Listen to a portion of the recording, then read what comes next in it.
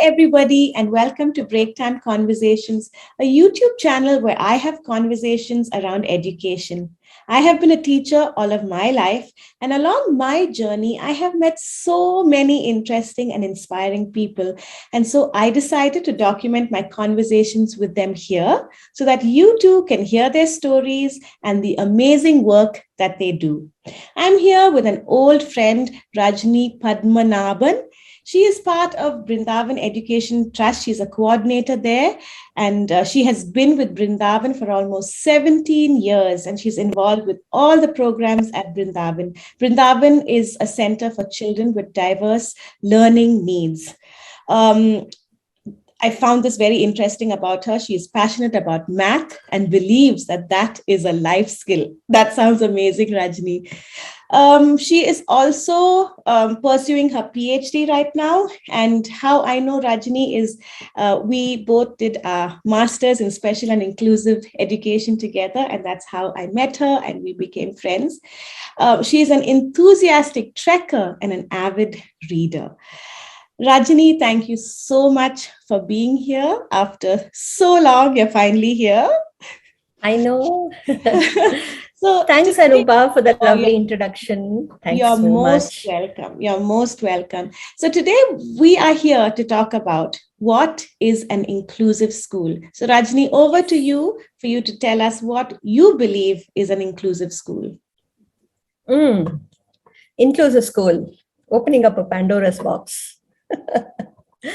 Yeah, Anupa, especially around this time, which is Feb to May, just before we start the new academic year, we get so many admission and requests. And when parents come and talk to us, we hear so many names, so many ways in which schools are categorized. Inclusive school, mainstream school, special school, this school, that school. And one keeps wondering, what are these nomenclatures? Why do we have so many nomenclatures? There are parents who say, ma'am, I'm fed up of these mainstream inclusive schools. I just want a small place where my child will learn. There are some parents who come with so much high levels of anxiety.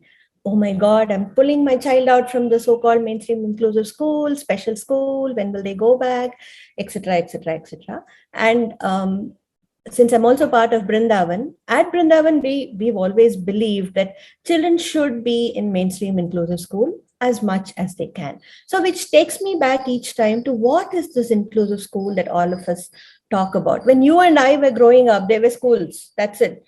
There was government school, there was convent as in convent, and there were other schools, right? So what is this inclusive school? So what I think is, you take any school, whether it is school where you work or the school that you run or where I work, or let's say the inclusive schools, like, the bigger ones, all these are inclusive. Why? Because we have a diversity in our classes, isn't it? And the diversity comes due to so many factors, socioeconomic factors, disability and not otherwise. Some schools have only children on autism, some schools have only children on learning disability, some schools have, they believe in taking a larger diversity. But then see, for example, let's take a Brindavan. We used to, when we initially started, it was learning disability. But was it only learning disability? No, it wasn't. There were children who had ADHD. There were children who were on the high functioning autism spectrum. So learning centers such as ours have diversity.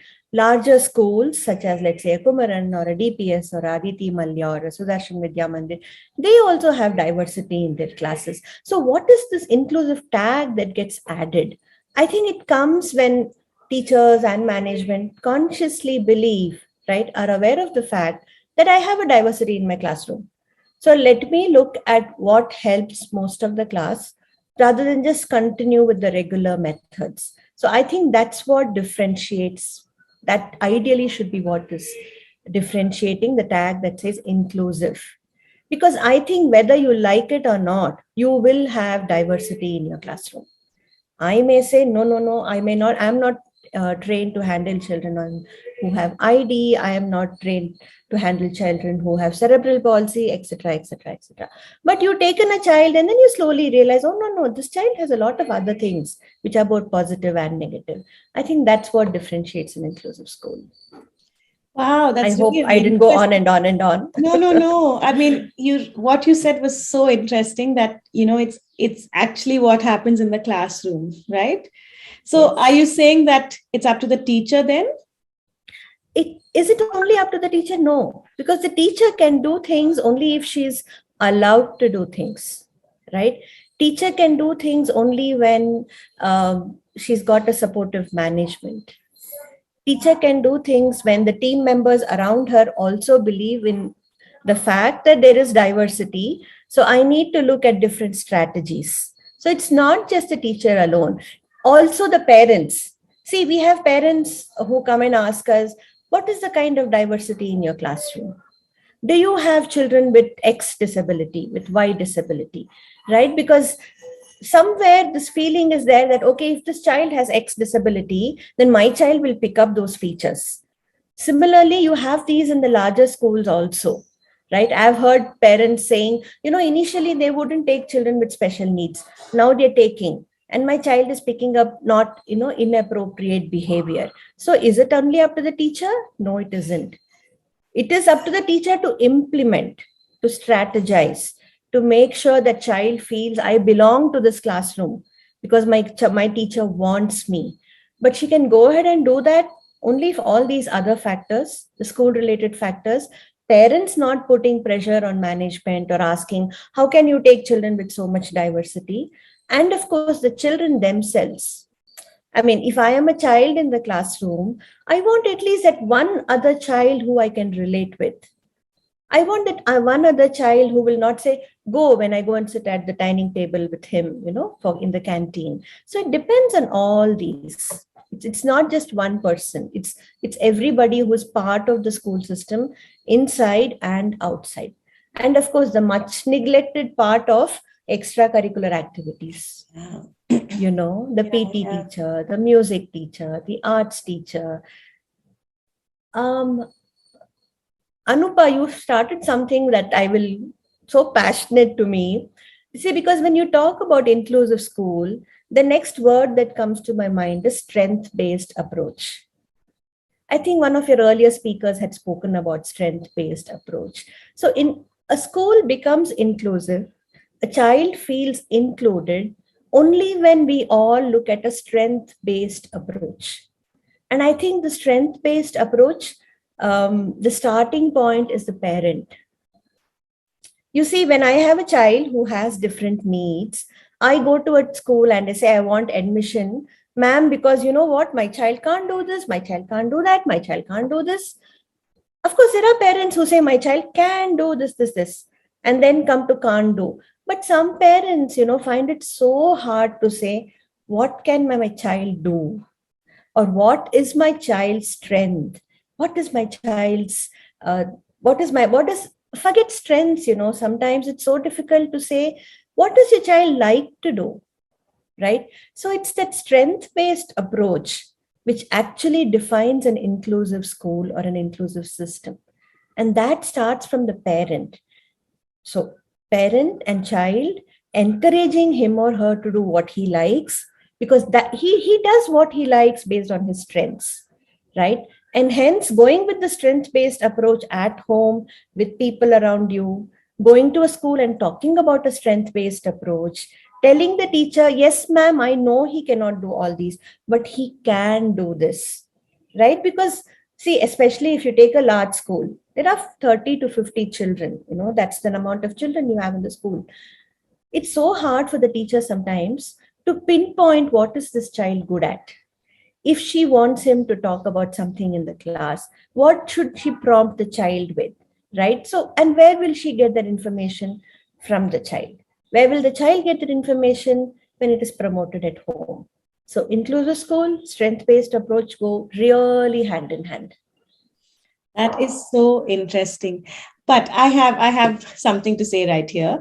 I mean, when you say it starts with the parent, my experience with parents today, like in the schools that I work with, also with my, sons, when I interact with some of the parents there, I don't know if they're actually looking at the child's strengths, or if they are, reflecting what, sometimes if they couldn't do something when they were a child, they're pushing for their child to, Yeah. Yeah. do that, whatever it is, the skill or a sport or a instrument or something. So don't you think there's like a thin line there? I mean, sometimes, like I'm saying, in today's world, like you mentioned, when you and I were growing up, a school was just a school. Our parents didn't even think much. Whatever was closest to, or whatever you could afford, which you just sent your child there. Nobody gave so much thought. And today, everyone gives so much I thought know. into I this. know. So what do You you think know, about that? I mean, like, do you think we can really trust parents? And I know that sounds really horrible to say, because I'm a parent myself. But true. what do you say about that? Yeah, very often it's a reflection of what I, as a parent, wanted to achieve, wanted to do, and I couldn't do. I want my children to do it. Or it's also very often, when I was growing up, I could do all these. So I want my children also to do all these. The other interesting concept here is, I'm just doing very free talk here, Anupa. I'm just throwing out my Please, ideas here. please do, please do. There was this documentary that I recently watched that talked about free play versus organized play, or free time versus every minute of your day being organized, right? So I believe, and I've also seen sometimes, that when a child is left to himself or herself, that is when their likes and strengths actually come out. What we now do is, thanks to this digital world, somehow children have grown up with digital devices around them all the time. So they're either hooked to the TV or their phones, right? Or because in the neighborhood you have free playing spaces shrinking, right? And moms and dads working. After school, they go to organized play. So in an organized play is organized. Which is good, because following instructions, teamwork, all that is very important. But when does a child actually get to do what he likes to do, what he wants to do? I think as parents, as teachers, if we can encourage that, 15 to 20 minutes or half an hour of free, unorganized time, where the parent or the school isn't telling the teacher, do this, do this, do this, do that, don't do this, don't do that, how is this important, why is this not important, that is when the strength of the child will start emerging. Because we gravitate towards things that we like to do. And I think we like to do things for which we have an aptitude for. So, in fact, we have just been exploring this idea. It's interesting that you must ask this question, Anupa, because we've been exploring this idea of having unorganized time in our calendar starting from coming year, where children of a class had said, do whatever you want to do. If you want to work in a team, work in a team. But then the teacher is not telling you, do this, do that. You're not going to complete your homework then, right? So there are some don'ts. We don't want them to sit and say, oh, this is my free time, I want to do homework, right? If you don't want to do anything, just sit, right? You may find somebody else who's doing something. That may spur you to say, okay, if he's doing this, let me just explore and see something. So I think it's important we have that little bit of capsule in the child's daily lives where the mind is empty, right? And that is when your free thought will emerge for the child. So that's what, Yeah. I feel Yeah. when you ask I, that. I agree with you, because so my 9-year-old son, sometimes he comes and tells me, I'm so bored, I don't know what to do. And I keep reminding him, I think it's a good thing to be bored. Good. Otherwise we're constantly stimulating the child. And I allow him, I say, I want you to sit, I want you to just get bored. And I notice, and in a few minutes, he figures something out, or he starts playing with this, or he finds an old something that he used to play with when he was a toddler, and he's reliving Absolutely. that again. So what you say is absolutely right. So are you Yeah. introducing that from Yeah. next academic year?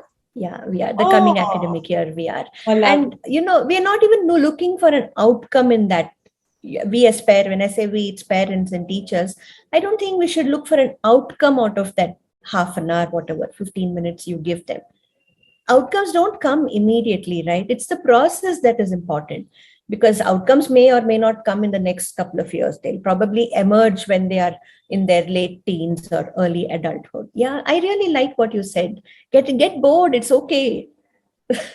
Yeah, I mean, And we got, that's what we also tend to do na, Anupa. yeah, Array, I'm yeah. feeling so bored. Kya karu? What shall I do? Okay, take my phone, see what's Yeah, come. exactly. Now there is so much. I mean, when we were growing up, there was nothing. And I think that is what those times of boredom is when we got creative, or when we learned Absolutely. something new, or we Something had a new. conversation with somebody, So these Yeah, days, I yeah, see kids really, don't have that, yeah. right? Indulge in being bored. Yeah, yeah. I know. I I, don't know I whether they don't do that or the world around them. We've made them in such a way that they don't know how it is to indulge in boredom. Yeah, no, I have Right? seen parents that, they have the day packed for their child. Like it's such a busy schedule that really I don't know, sometimes I keep going back to the parent. I don't know if it's our fault for, not allowing our children to be bored, and for, Mm-hmm. I don't know. It's like today's world is just so complicated. Complete. Yeah. See, it is, I think eventually everything hinges on your strengths, Yeah, right? And we all need to explore how to explore our strengths. yeah, It just boils down to that. It is good to have activities for a child, but it's also good to not have activities for a child. Okay, let him yeah, sit. It's absolutely. okay. It's okay. Yeah. Absolutely.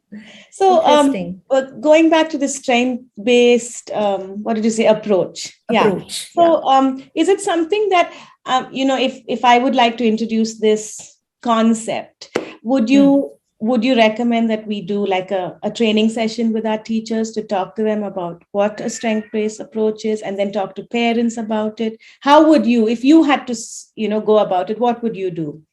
Yeah. Um, See, when you look at a child see, for some children, automatically it's a strength based approach, right? But for some children where nothing stands out, we all feel that what do I do with this child because there's nothing that's coming out. I think that is where the strength based approach is very important.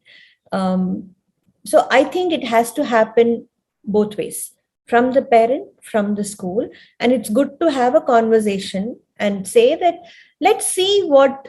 And sometimes you don't see the strengths immediately, right? See, everything is obvious when something is not there, right? When a child is forever drawing, then that's a strength. When a child says, ma'am, I like home science period, that's a strength. But when a child does not show interest in anything, is when you need to really look at the strength based approach and look at, okay, I don't see a strength in him. What does he like to do? Right? And it could be something mundane which you won't even probably think of as a strength. I'm not able to get an example right away. Talking, for example, some children, all they like to do is talk. They're charmers, right? They wouldn't have done their homework, etc., etc., etc., but they charm their way out of it. That is a strength. Communication is a huge strength, and that's a skill sometimes that cannot be taught. But then that child is at that point of time being manipulative and using his charm to get away with it. How do you convert that to, okay, after 17, 18 years of age, that is going to be his strength? Tell me one place that doesn't need smooth talkers. Hospitality, schools, all admin departments, radio jockeys, event managers, friends. In a party, who's the life of the party? The ones who can talk, right? So sometimes what you actually think is irritating with this child or very mundane with this child can be a strength based approach. Yeah. You're Yeah, in mute. absolutely. Yeah, Yeah. So communication is actually one of the life skills these days, right? The 21st century life skills. absolutely. So I think it's up to us adults to stop looking at, see, so sometimes I think that especially in a mainstream school, we're only looking at, the studies and achievement and, finishing this portion and with the child passing this exam, that we forget to look at their strengths, and we forget to look at, like what you mentioned about a child who talks a lot. We look at it negatively because the child is disturbing everyone, or it doesn't seem to be listening. And I love how you say that we can turn that into something positive. But again, it's up to the teacher, right? It's up to the teacher, it's up to the parent. And Yeah. yeah, Rajni, It, this has really opened up, my mind as well. you This know, I'll conversation, give you if I can take a minute more, Anupa, I'll give you a of very course. practical example. I was talking to a teacher around 2 years back as part of my PhD process, and this lady said, you know what, ma'am, this boy, we always say he's naughty, he's disturbing the class, this and that, but if I misplace something, he's the first one to point out to me and get it and say, ma'am, this is where it was. So that's his strength. Probably his visual spatial skills are very good, right? So that's why I say there is something in every child. It Yeah. could be irritating, it could be hidden, it could be Yes, mundane, but absolutely. let's see if that can be his strength. Yeah, And I it just doesn't want have it to just be suddenly something came the that example. big out there. It can be something as Absolutely, small as it's a that. small Yeah. thing. Yeah. And Yeah. you see what is the skill behind it. It's probably visual spatial skill, which is getting Ah, him in a classroom that has 42 children. He's able to figure out where the teacher has kept something. So that is a visual spatial skill, right? So just wanted to say that. absolutely. Thank you for pointing that out. So, yeah, a reminder for us not to look at the big things as strengths, but even the tiniest thing can be a strength. Thank you so much, Rajni. Absolutely. I want to just recap as we come to the end of the conversation. Can you just remind us again? You said something about the inclusive school going hand in hand with a strength based approach. So, can you Yes, sum that up in a few words for us before we end? I will try my best. Inclusive school, I think a school becomes inclusive, whether it is a large school or a small school or a school with just 20 children, when we all are aware that there is diversity in my classroom.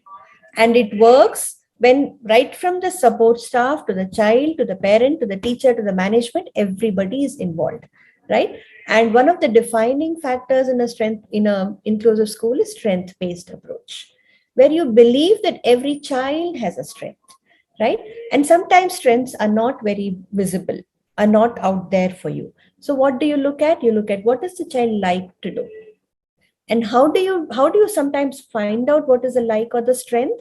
By giving that luxury of time and space to the child and let him indulge in that. And again, you need both the parents and the schools for that. I think this is what we spoke about in a Yes, nutshell. perfect. You did it. You summed it up really well. Rajani, thank you so much. Thank you for helping me think. And I hope that the listeners too, when they listen to this conversation, that they will think, that they will reflect, introspect, and go back to, the schools that they work with and see what they can do, what changes need to be made. Thank you so Thank much, Rajni. you. Thank you for being here. And Thank you for allowing me to share my thoughts. They're sometimes utopian, but I hope they don't remain utopian. I love your thoughts. So please don't Thank you. apologize. And it has been wonderful. Thank you so much and bye for now. Thanks. Bye.